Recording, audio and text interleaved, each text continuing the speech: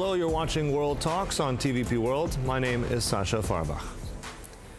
After decades of frozen conflict and failed mediation, the leaders of Armenia and Azerbaijan have just signed a historic peace deal, not in Moscow or Brussels, but in the state dining room of the White House. Now, the agreement brokered by Washington marks not only a potential turning point for the South Caucasus, but also a dramatic reshuffling of the region's geopolitical deck as Russia's long grip loosens and new players move in.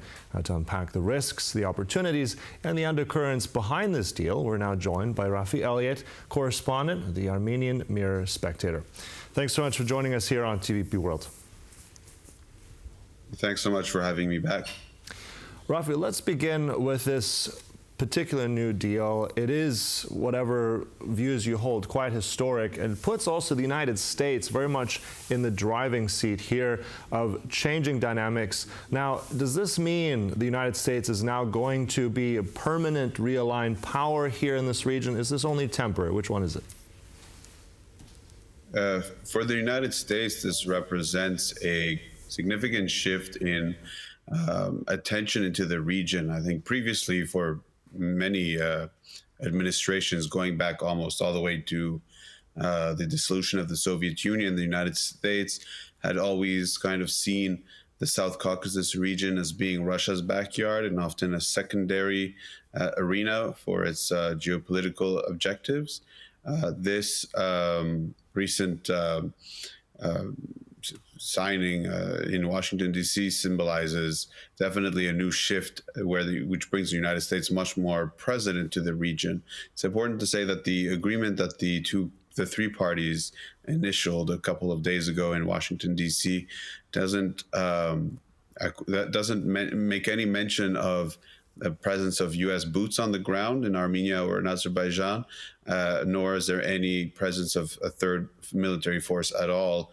It's really entirely built on the strength of President Trump's signature itself, but definitely since the agreement includes new provisions for bilateral relations between both Armenia and Washington and Azerbaijan and the United States, it's definitely a new shift in the way that the United States engages in the region. Mm-hmm.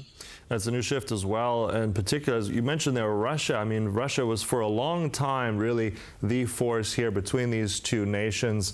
I mean, they failed to mediate. They failed really to prevent conflict, and they've fallen from that. And now, are they significant anymore? Is that fall now permanent, or are they going to recover out of this and have more influence in the future? So that's a very good point. Russia has essentially been completely sidelined by this most recent event. It's worth pointing out that in November 9, 2020, Russia ended up becoming the major power broker in the region when it brokered the ceasefire initially between Armenia and Azerbaijan following the Second Karabakh War. However, it seems that although Russia had gained that initiative at the beginning, it essentially, much of its advantage has melted away, largely because a lot of its foreign ability to project power in the region was withered by its currently failed campaign in Ukraine and its loss of attention in the region. So definitely Russia is permanently, I wouldn't say sidelined entirely, but perhaps less capable of competing in the region because its military power has been reduced, as well as many of the other components of its soft power in the region. Though it's worth pointing out that while the United States has shown itself to be more aggressively engaged in the region, the United States nevertheless remains half a world away, whereas no matter how militarily depleted Russia is, it's still in the region and it still has a physical border with Azerbaijan and is not very far away from Armenia, and that doesn't really change overnight. Mm-hmm. All right, so we'll see what happens there. At the same time, I'm curious, you said, but in that deal between those three partners, there was no mention of any kinds of American boots on the ground. The Russians will, it seems, potentially now pull out completely with their forces, though they haven't already. So who could step in here? Who could guarantee peace and security here? Would that be something the Europeans will do? Will this be United Nations? Will this eventually be some kind of hybrid of the United States? Who's going to be guaranteeing here, besides Trump's signature, peace in this region? So a big component of a future peace treaty between Armenia and Azerbaijan, and by the way, it's worth pointing out that the agreement that was signed in Washington, D.C. was simply initialed by both the Prime Minister of Armenia and the President of Azerbaijan, and it essentially commits them to a future peace treaty, which itself has yet to be signed.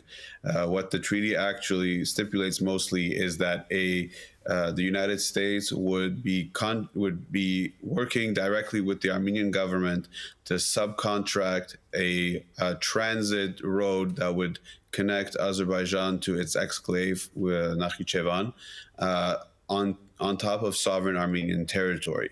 So it would be a private American company that likely might be providing some form of security and also just simply allowing for customs clearance through Armenia and the crossing of. So at the moment, when it comes to the United States, then it's kind of similar to the initial agreement that the United States had proposed to Zelensky's Ukraine regarding how the United States would have a share in the mining of eastern Ukraine, and that in itself was expected to be enough to deter Russian aggression in the region. It is kind of expected that simply the United States' presence, be it a flag, be it a private-public partnership, should be enough.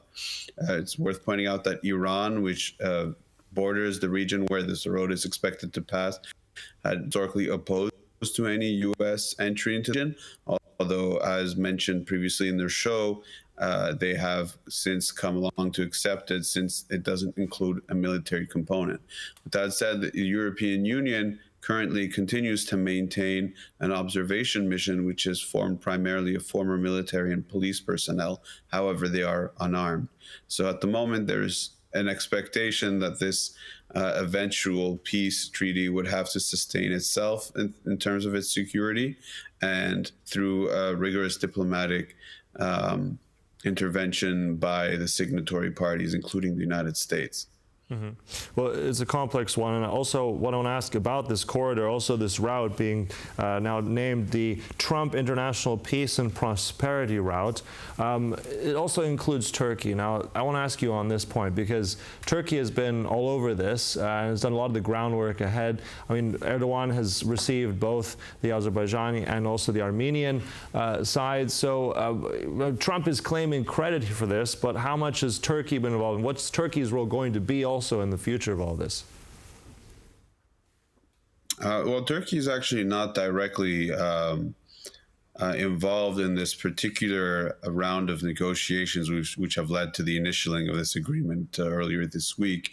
Turkey obviously has its own interests in the region, and as we mentioned, the United States certainly can take the hat for having been able to sideline the United States and to cut a direct path right through the Russia-Iran axis.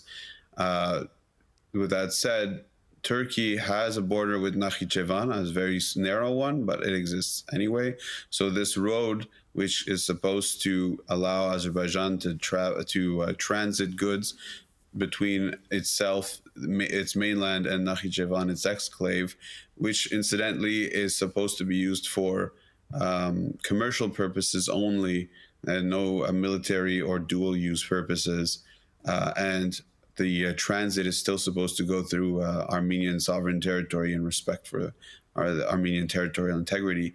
Nevertheless, goods will still go from Azerbaijan to Nakhichevan, and then from Nakhichevan are capable of connecting into Turkey.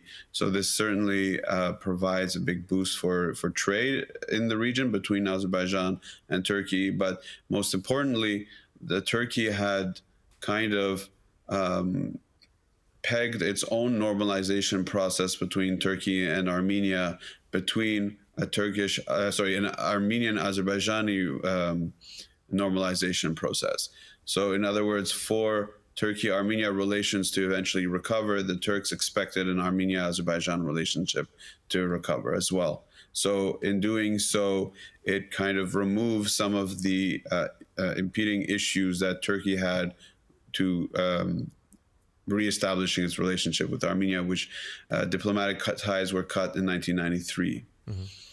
Speaking of diplomatic ties as well, and also back to the Russia question, we've seen now over the last month, well, possibly longer than that, also with Azerbaijan and Armenia very much distancing themselves from Russia, but also moving closer to Kiev, to Ukraine. So what does that imply now for the war effort? What does it mean with these two countries also building closer ties with Kiev?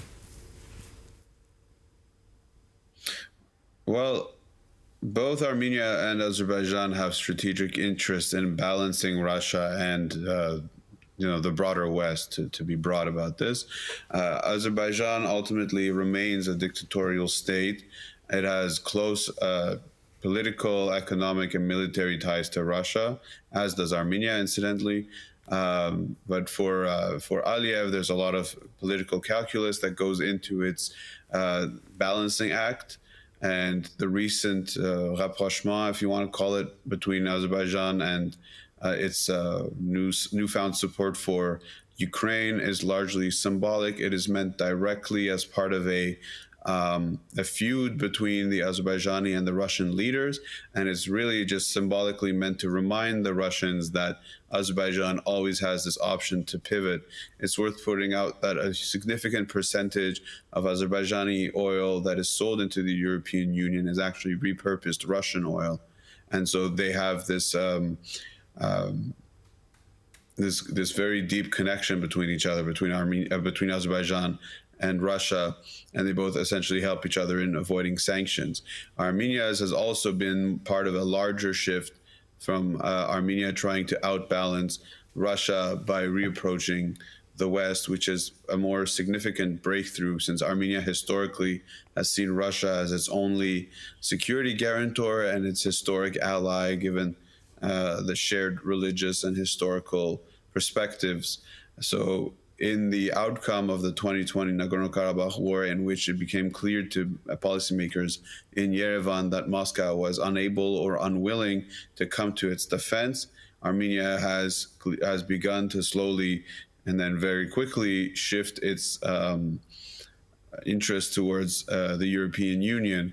And of course, there's a bit of sympathy in Armenia for Ukraine having to fight off a larger enemy and continuing to resist. Mm-hmm. Well, it still remains complex, but it does seem that this is a huge step forward for the region. A lot of different powers that play, and we'll be analyzing it. Look, thanks so much there, Raffi Elliot, giving us the latest from the region. Really appreciate it. Thank you. Thank you very much. And thank you for watching. That concludes World Talks here on TVP World, but much more coming up, so don't go away. Goodbye.